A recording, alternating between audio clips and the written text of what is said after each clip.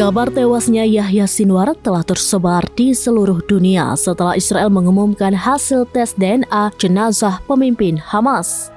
Meski Hamas belum mengkonfirmasi, Iran sudah memberikan respon atas kabar yang beredar.